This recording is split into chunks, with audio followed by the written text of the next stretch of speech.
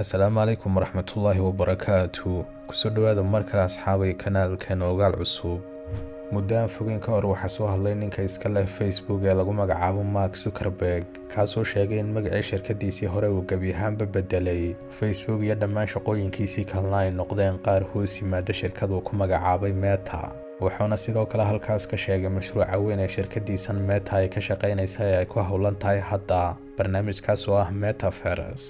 عالم cusub oo aad awood u leedahay inaad gudaha u gasho dhexdiisana aad ku noolaato kaliya adigoo indhaha ku xidhanaya oo kiyaalo adigoo adeegsanaya oo kiyaalahana waxaad awood u leedahay inaad ku soo dalxiisto meelaha ugu quruxda badan adduunka sida jasiiradaha Maldives iyo Caribbean-iska iyo kuwa la midka sidoo kale waxaad ka qayb geli kartaa ciyaaraha ugu waaweyn adduunka marka la qabanayo isku soo wada duubo waa goob aad dhexdeeda ka helaysa wixii kasta ee ku soo dhaca maskaxdaada adigoo gurigaaga jooga oo aan meel la tagin kaliyana xidhanaya oo kiyaalahaas muuqaalkeena maanta daawadayaal waxaan ku sharaxi doonaa waxa uu yahay internetkan cusub ee adduunka oo dhan uu ka hadlayo ee lagu magacaabo Metaverse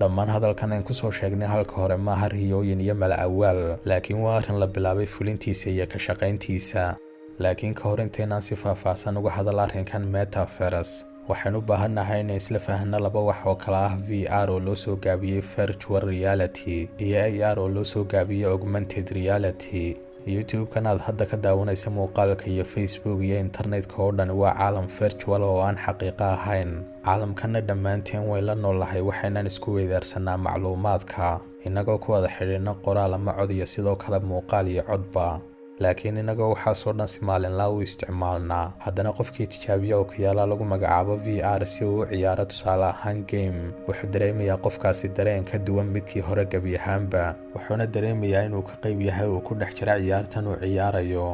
cidii aan garanayn tiknoolajiyadan lagu magacaabo VR waa okiyaalo ama muraayado mararka qaarna ay la socdaan okiyaalahaas dhaga iyo earphone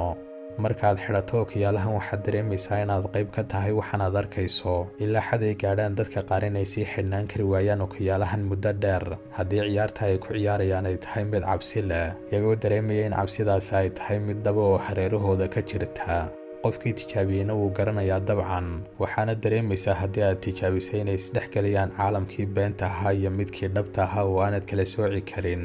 arrinkan ayn hadda ka hadlaynana waxaa lagu magacaabaa VR ama virtual reality sidoo kale waxaa jirta tiknoolajiyad kale oo iyadana loo yaqaan augmented reality tiknoolajiyadana si kooban waxay tahay waaqaca dhabta aan ku noolahay oo laakiin la dhexgelinayo waxyaabo aan xaqiiqo ahayn oo virtual ah waxaana ugu caansan waxyaabaha lagu dhisay tiknoolajiyadan geemka lagu magacaabo Pokemon Go ciyaartan oo ah mid moobilka lagu shubo oo aad dildilaysa xayawaanka Pokemonka si aad u ciyaartan waxaad furaysaa kamarada moobilkaaga waxaanad ku qabanaysaa meel ka mid ah meelaha aad joogto laakiin gudaha moobilka waxaad ka arkaysaa meesha uu yaala xayawaankan aad dilayso kaasoo aanad ka arki karin meesha markaad caadi u eegto laakiin aad ka dhex arkaysa kaliya kamarada moobilka dhexdeeda isku soo wada duubo hadalkan aan sheegnay oo dhan waxaan uga jeednaa internetku intii aan naqaanay ee ahayd kaliya qoraal iyo muuqaal uu ka tegay oo waxaa jira shirkado isdhexgeliya haddaba xaqiiqadii iyo khiyaaligii inta aan soo sheegnayna waxaan uga jeednay inaad fikrad ka qaadataan waxa uu yahay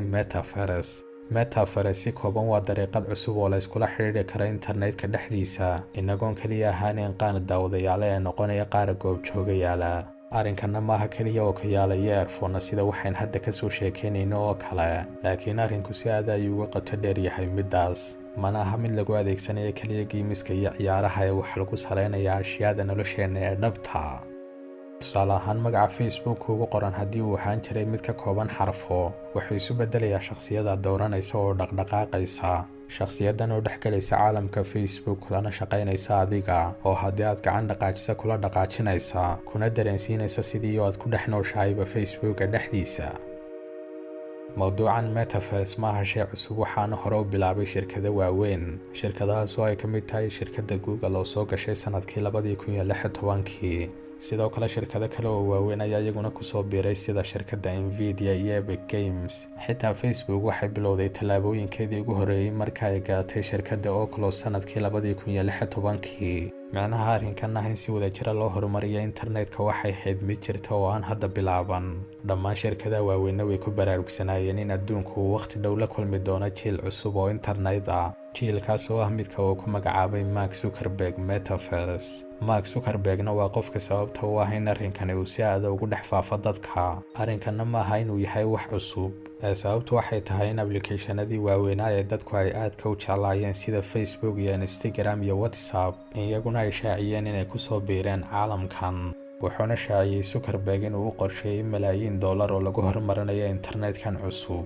iyo sidoo kale inuu shaqaaleysiiyay 10,000 oo shaqaalaha kuwaasoo dhisaya oo qaabeynaya deegaankii ku habboonaa caalamkaas cusub, si ay dadku ogaadaan in arrinkani aanu ahayn mid ciyaar ah oo yahay mid dhab ahna. wuxuuba bedelay xitaa magacii shirkadiisa magaca Meta. dabcan magacanna waa tilmaamaysa caalamka Metaverse, iyadoo kelmadda Meta ay tahay kelmad Greek oo macnaheedu yahay waxa ka dambeeya. marka la isu geeyo kelmadda Meta iyo Verse oo iyadana laga soo gaabiyay Universe oo ah aduunka, waxay noqonaysaa Metaverse oo macnaheedu noqonaya adduunkii ka gadaaleeyay adduunkan ay naqaano maanta.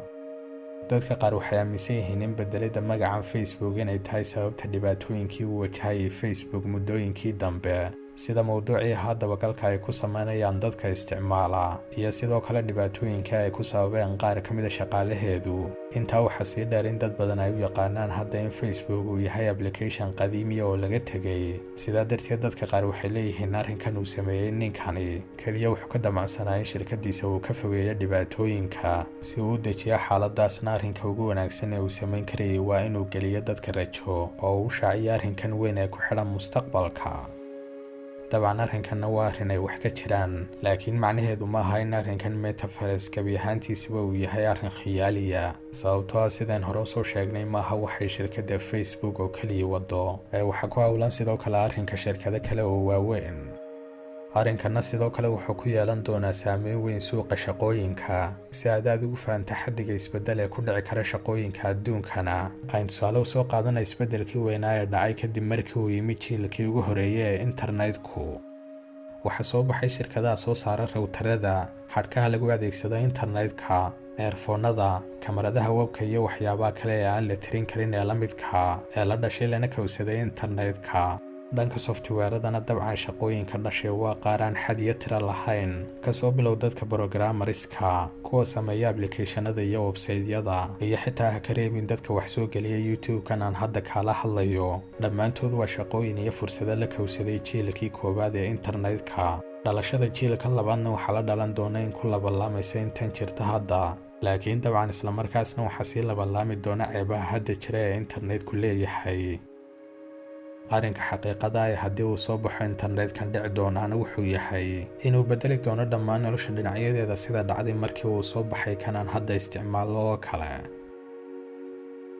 intaasi inuu ku egyahay daawadayaal muuqaalkeena maanta. hayloobin hadduu ku qanciyay muuqaalku inaad like saarto, subscribe-na saar haddii aad ku cusub tahay channelkeena Ogaal cusub. waad mahadsan tahay.